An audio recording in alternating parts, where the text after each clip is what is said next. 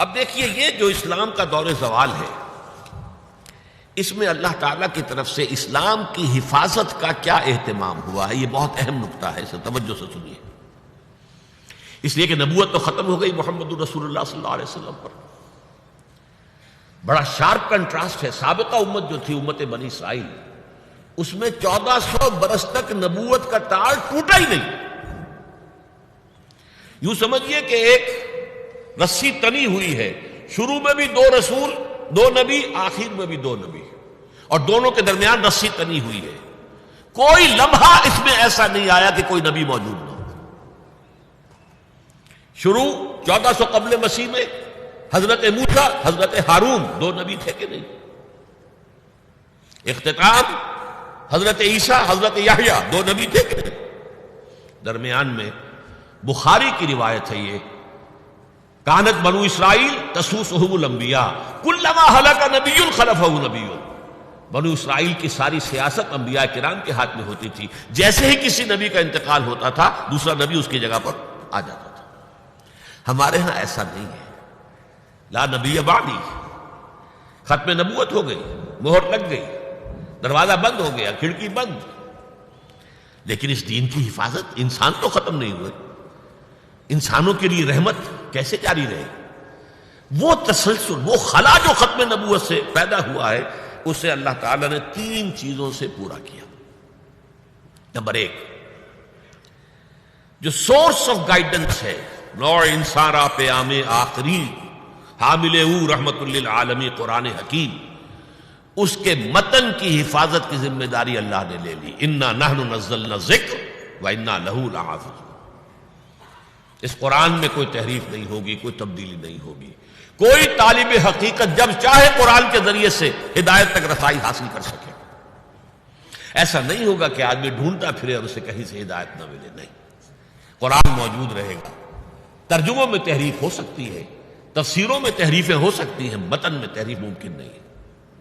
Number 2، اللہ تعالیٰ ہر صدی میں مجدد پیدا کرتا رہے گا۔ یہ سنن ابی داؤد کی روایت ہے جو میں آپ کو سنا رہا ہوں۔ ان اللہ یبعث لہذه الامة على راس كل 100 سنة من يجدد لها دینها۔ حضرت ابو ہریرہ اس کے راوی ہیں۔ اللہ تعالیٰ اس امت میں ہر صدی کے سرے پر ایسی شخصیات کو کھڑا کرتا رہے گا جو دین کو تازہ کر دیں گے۔ یعنی دین کے اوپر جو غبار آ جاتا ہے، جیسے آئینہ ہوتا ہے، غبار آ گیا، گردہ آ گیا، آئینہ دھلا گیا، آپ نے صاف کر دیا، اب آئینے میں آپ کی تصویر صاف نظر آ رہی۔ دین کی تعلیمات پر جب غبار اور گردہ آ جاتا تھا تو اللہ تعالیٰ جو ہے وقتاً فوقتاً ایسے صاحب ہمت لوگوں کو کھڑا کرتا رہا ہے، مجددین کو، کہ جنہوں نے دین کی اصل تعلیم کو تازہ کر کے، زندہ کر کے دنیا کے سامنے پیش کر دی۔ ان کے بارے میں یہ نوٹ کر لیجئے کہ علماء کا اس پر اجماع ہے کہ اس حدیث کا یہ مطلب لینا درست نہیں ہے کہ ایک صدی میں ایک ہی مجدد ہوگا، متعدد بھی ہو سکتے ہیں، بیک وقت بھی ہو سکتے ہیں کئی۔ نمبر 2 یہ کہ ضروری نہیں ہے کہ ان مجددین کو یہ احساس بھی ہو کہ ہم مجدد ہیں۔ وہ دین کی خدمت کریں گے، دین کی کو صحیح تعلیمات کو دوبارہ اجاگر کر کے، روشن کر کے لوگوں کے سامنے لانے کی اپنی سی محنت اور جد و جہد کریں گے، لیکن یہ کہ انہیں ضروری نہیں ہے کہ یہ احساس ہو کہ ہم مجدد ہیں۔ نہ ہی یہ مجدد کوئی ایسی پوزیشن ہے، کوئی ایسا منصب ہے کہ جس پر ایمان لانا ضروری ہو، کہ اگر کوئی نہیں مانے گا تو گویا کہ اس کے اسلام یا ایمان میں کوئی کمی رہ جائے گی۔ نہیں، قطعاً نہیں۔ آپ کسی مجدد کو مجدد مانے، ٹھیک ہے، نہ مانے تب بھی کوئی بات نہیں۔ تو اس حوالے سے ذرا اس میں احتیاط کی ضرورت ہے۔ تیسری بات میں نے عرض کیا تھا، 3 آپ اللہ نے انتظام کیے۔ متن قرآن کی حفاظت کا ذمہ خود لے لیا۔ ہر صدی میں ایسے مجددین پیدا ہوتے رہیں گے جو دین کی تعلیمات پر جو گرد و غبار آ جائے گا اسے ہٹا کر اس کی صحیح شکل پھر دکھا دیں۔ اور نمبر 3 یہ ضمانت دے دی کہ اس امت میں ایک گروہ ہمیشہ حق پر لازماً قائم رہے۔ کتنی ہی گمراہی پھیل جائے، ایسا نہیں ہوگا کہ پوری امت گمراہ ہو جائے۔ یہ متفق علیہ روایت ہے، اور اس کے راوی حضرت امیر معاویہ ہے رضی اللہ تعالی عنہ۔ قال سمعت رسول اللہ صلی اللہ علیہ وسلم یقول لا يزال من امتی امت قائمۃ بامر اللہ لا يضرهم من خذلهم ولا من خالفهم حتى یاتی امر اللہ وهم علی ذلک۔ میری امت میں لازماً ایک گروہ حق پر قائم رہے گا، نہ کوئی ان کا ساتھ چھوڑنے والا انہیں کوئی گزن پہنچا سکے گا، نہ ان کی مخالفت کرنے والا انہیں کوئی گزن پہنچا سکے گا، وہ حق پر قائم رہیں گے اسی طرح یہاں تک کہ اللہ کا فیصلہ آ جائے۔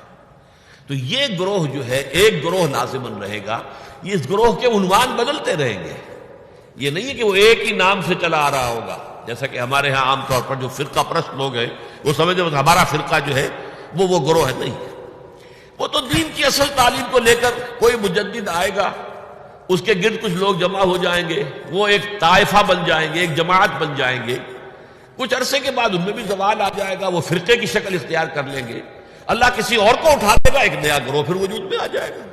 جیسے کہ اولمپک ٹارچ ہوتی ہے کہ ایک کھلاڑی لے کر دوڑتا ہے، کوئی دور کے بعد دوسرے کو تھما دیتا ہے، وہ لے کر دوڑتا ہے، ٹارچ وہی ہے، کھلاڑی بدل گیا، دوڑنے والا بدل گیا۔ یا جیسے ڈاک کا نظام تھا شیر شاہ سوری کا، ڈھاکہ سے لے کر پشاور تک ہر 30 میل کے فاصلے پر جو ہے وہ جرنیلی سڑک کے اوپر چوکی تھی، تازہ دم گھوڑا تازہ دم سوار موجود ہے، ڈاک کا تھیلا جو ہے پچھلی چوکی سے جو 30 میل سرپٹ دوڑتا ہوا آیا ہے گھوڑا اور سوار، اب وہ تھک گئے ہیں، بے دم ہو گئے، وہ یہاں رک جائیں گے، تازہ دم جو ہے گھوڑا بھی اور سوار بھی وہ تھیلی کو لے گا اور آگے سرپٹ دوڑنا شروع کر دے گا، تھیلا وہی ہوگا لیکن گھوڑا اور اس کے سوار بدل جائیں گے۔ یہ کیفیت رہے گی اس طائفہ کی۔